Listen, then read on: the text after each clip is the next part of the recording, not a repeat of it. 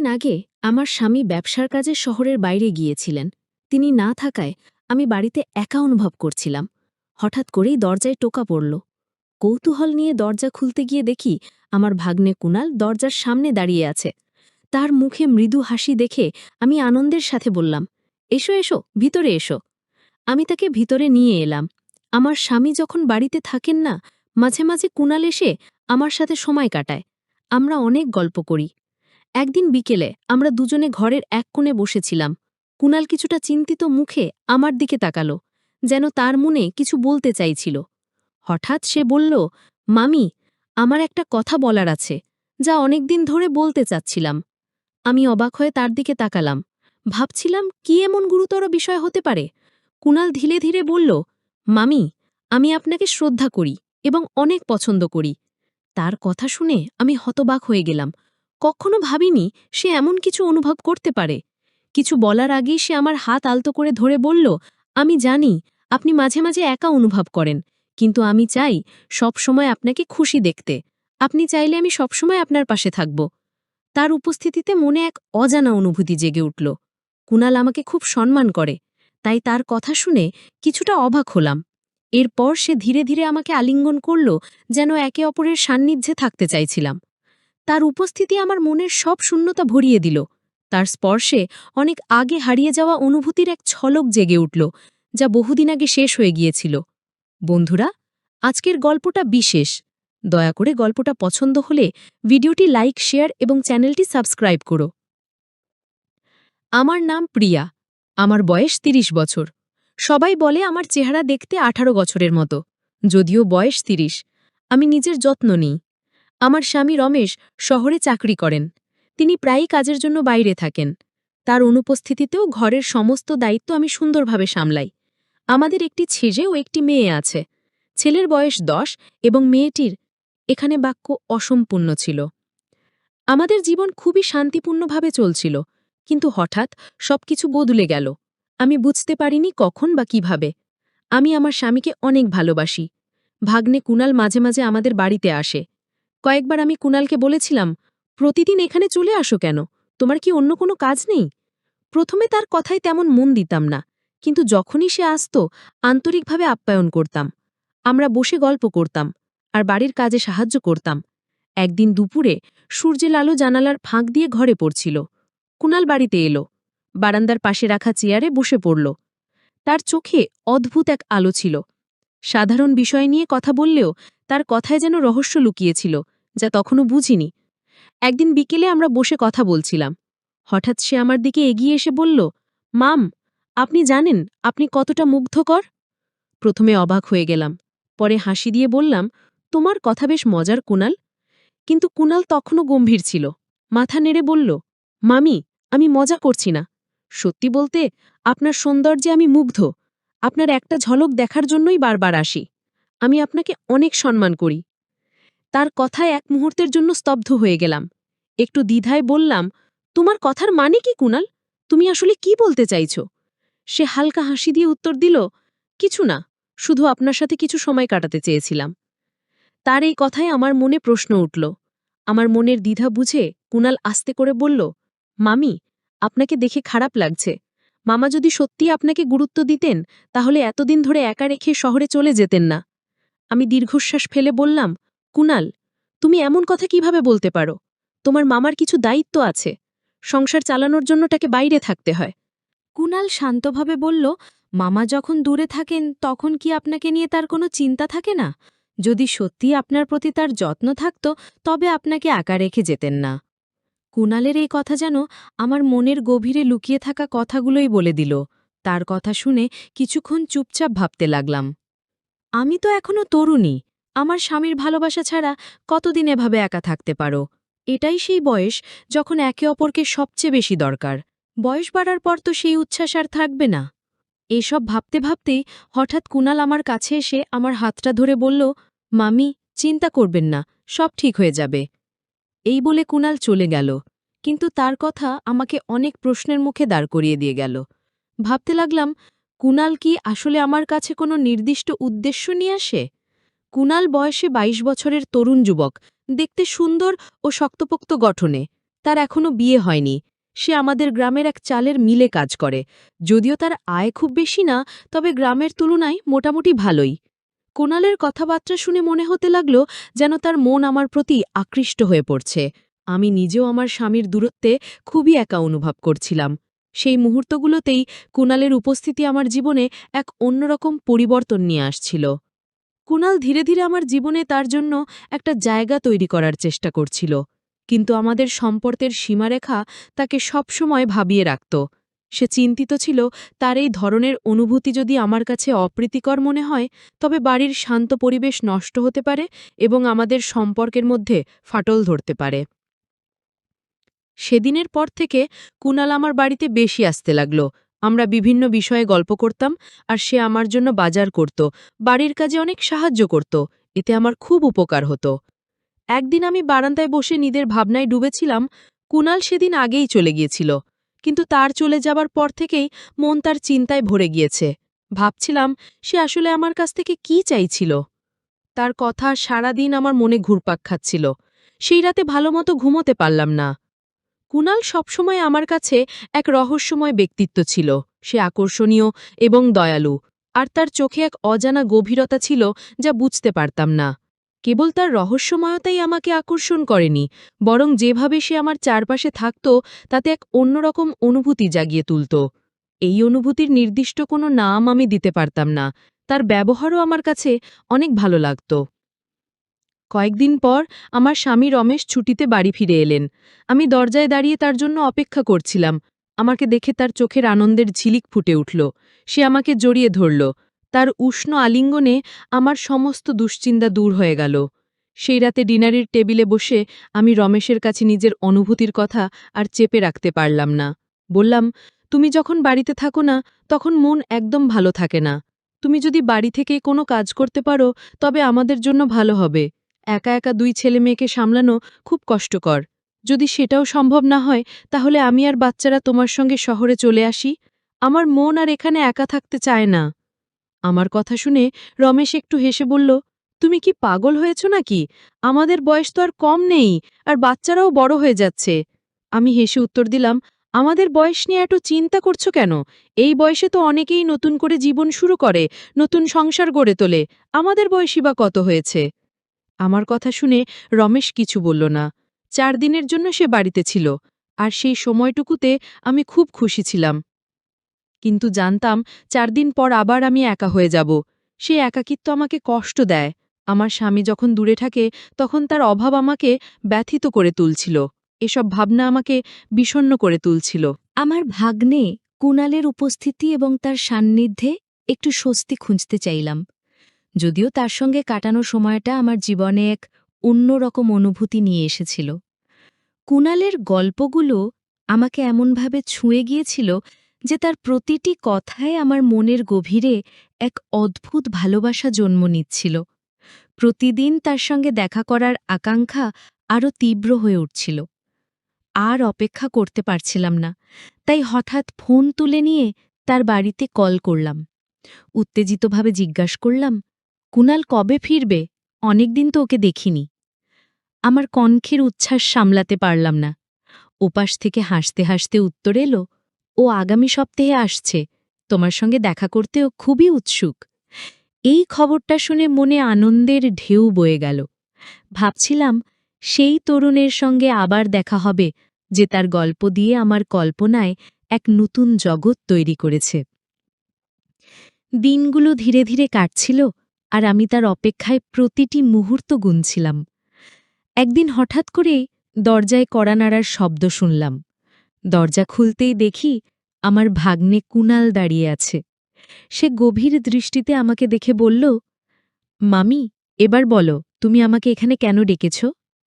আমি হেসে তাকে ঘরে ঢুকতে দিলাম এবং দরজা বন্ধ করে তার সঙ্গে আলাপ শুরু করলাম।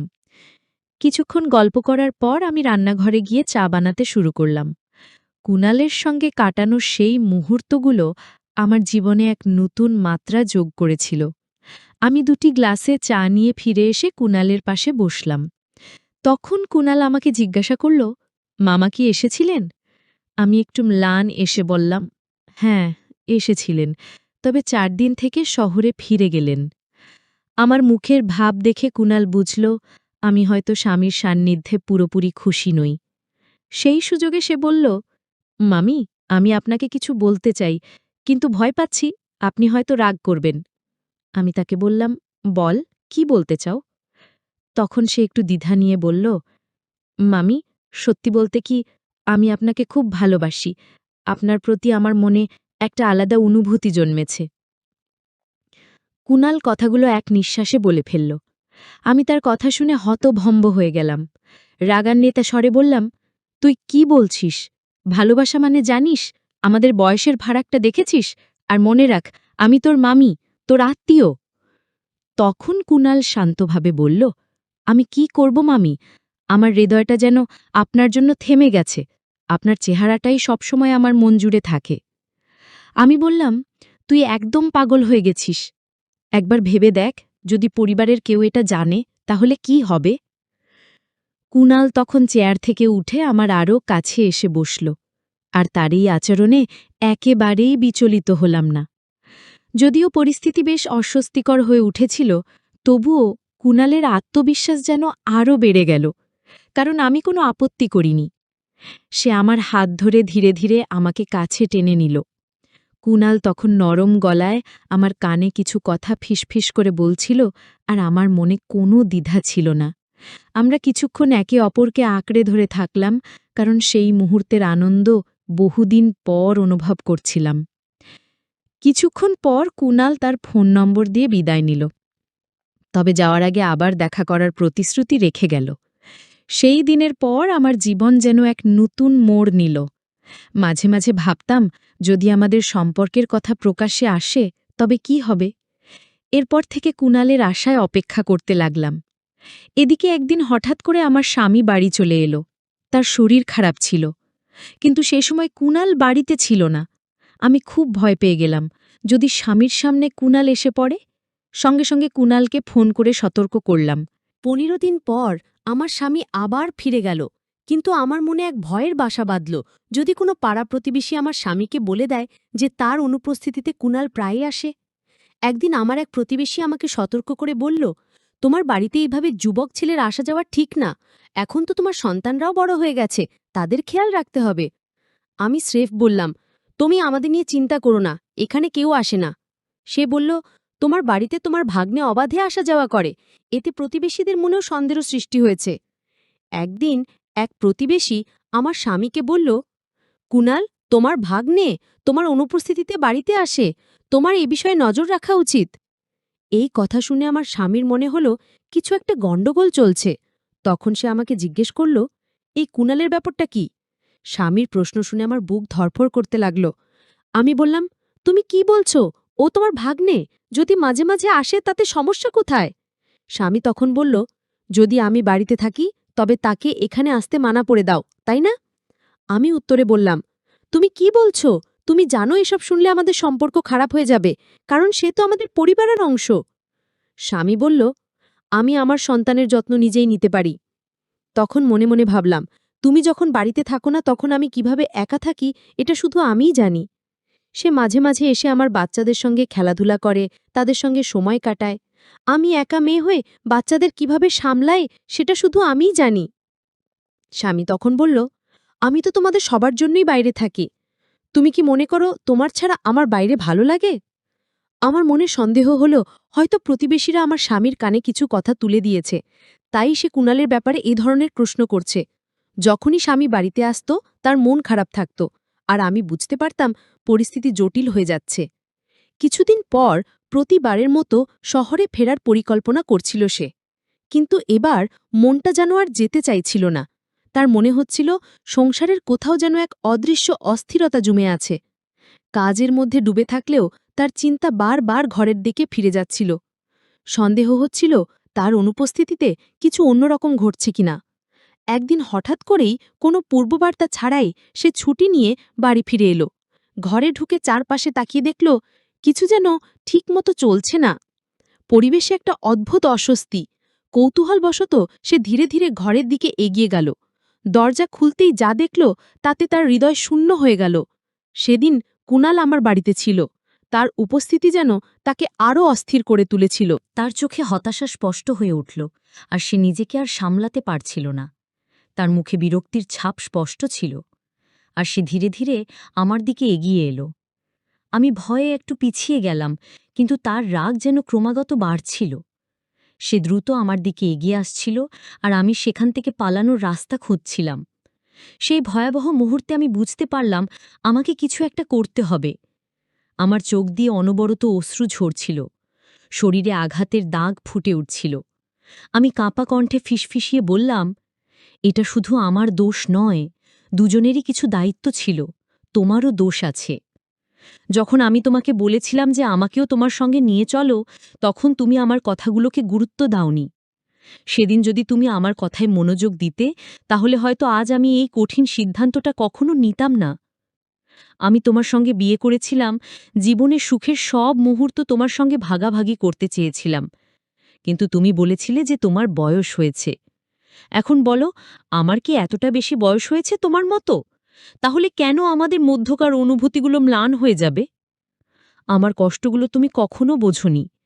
এটাই সেই সময় যখন একজন নারীর সবচেয়ে বেশি প্রয়োজন তার স্বামীর সঙ্গ, তার ভালোবাসা। আর যদি সে সেই সময় স্বামীর কাছ থেকে দূরে থাকে, তাহলে তার ভুল পথে পা বাড়ানোটা অস্বাভাবিক কিছু নয়। আমি এসব কথা আমার স্বামীকে বলতে বলতে কেঁদে যাচ্ছিলাম, আর সে তখন এক অদ্ভুত দৃষ্টিতে আমাকে তাকিয়ে দেখছিল। হয়তো তার ভুলের উপলব্ধি তখন তার মনে স্পষ্ট হচ্ছিল। সে মৃদুস্বরে বলল, হ্যাঁ, কোথাও না কোথাও আমারও ভুল হয়েছে। যদি আমি পরিবারকে আরও বেশি সময় দিতাম, তাহলে হয়তো এই দিনটি আসত না, তোমাকে এত কষ্ট করতেও হতো না। সে নিজেই ফিসফিস করে বলছিল, আর দুঃখে ভারাক্রান্ত মনে একাকী হয়ে যাচ্ছিল। তার হৃদয় ভেঙে গিয়েছিল, কারণ আমি তার কাছ থেকে একটি বড় সত্য লুকিয়ে রেখেছিলাম, একটি গোপন কথা যা আমাদের বিয়ের ভিত্তি নাড়িয়ে দিয়েছে। সে বলল, আমি তোমার উপর অন্ধ বিশ্বাস করতাম, আর তুমি আমাকে ভেঙে দিয়েছ। আমি ভেবেছিলাম আমার স্ত্রী মন থেকে খুবই সৎ এবং সে কখনো আমাকে প্রতারণা করবে না, কিন্তু জানতাম না যে তুমি এমনভাবে বদলে যাবে। লজ্জার অনুশোচনার ভারে আমার মাথা নিচু হয়ে গেল।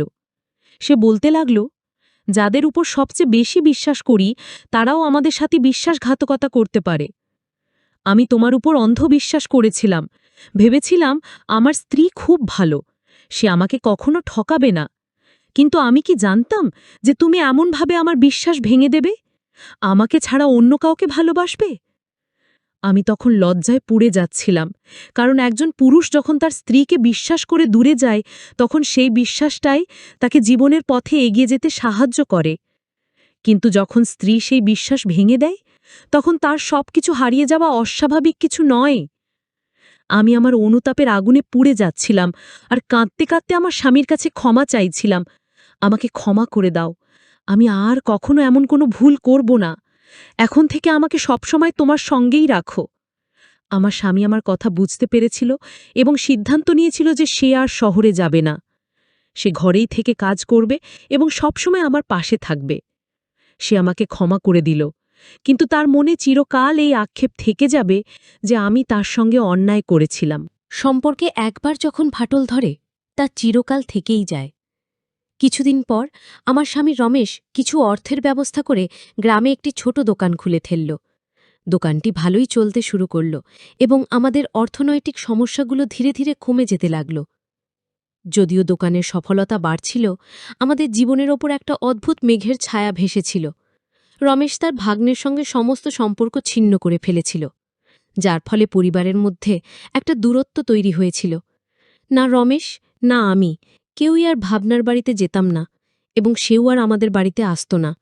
ধীরে ধীরে আমি নিজেকে অতীত থেকে মুক্ত করে সামনের দিকে এগিয়ে যেতে শুরু করলাম। আমি আমার স্বামী ও সন্তানদের সঙ্গে বর্তমান জীবনকে গ্রহণ করেছিলাম এবং সেই জীবনে নিজেকে খুঁজে পেয়েছিলাম।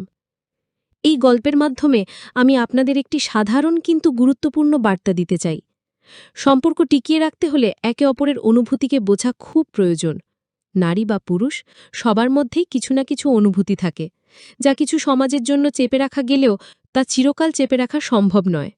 তাই সম্পর্ক টিকিয়ে রাখতে হলে একে অপরের প্রতি সহানুভূতি থাকা জরুরি। যখন দিন মাসে পরিণত হয় আর মাস বছর হয়ে যায় তখন সম্পর্কের গভীরতা বোঝা যায়। আমি আমার পরিবার নিয়ে আনন্দের সঙ্গে জীবন কাটিয়ে যেতে থাকি। আমার অতীতের ভুল থেকে শেখা অভিজ্ঞতাগুলো আমাকে প্রতিটি পদক্ষেপে পথ দেখিয়েছে। আমার করা ভুল থেকে আমি অনেক শিক্ষা নিয়েছি। গল্প আমাদের জীবনে এক বিশেষ গুরুত্ব বহন করে। এটি শুধু বিনোদনের মাধ্যম নয়, আমাদের শিক্ষা দেয়, অভিজ্ঞতা শেয়ার করার সুযোগ দেয় এবং সমাজে পরিবর্তন আনার একটি শক্তিশালী মাধ্যম হয়ে দাঁড়ায়। প্রতিটি গল্প আমাদের নতুন দৃষ্টিভঙ্গি, শিক্ষা এবং অভিজ্ঞতা দেয়, যা জীবনকে ভিন্নভাবে বুঝতে সাহায্য করে। এভাবে গল্প শুধু আনন্দের উৎস নয়, এটি আমাদের সংস্কৃতি, সমাজ এবং ব্যক্তিগত উন্নতির একটি মূল ভিত্তি। তাই গল্প বলার ও শোনার ঐতিহ্য কেবল ধরে রাখাই নয়, এর প্রসার ঘটানো উচিত, যা আমাদের চিন্তা ও অনুভূতিকে আরও সমৃদ্ধ করে এবং আমাদের আরও সংহত হতে সাহায্য করে। বন্ধুরা, যদি এই গল্পটি ভালো লেগে থাকে তাহলে দয়া করে ভিডিওটি লাইক করুন এবং আমাদের চ্যানেলটি সাবস্ক্রাইব করুন।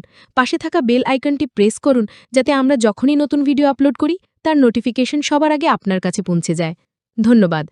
দেখা হবে আমাদের পরবর্তী ভিডিওতে।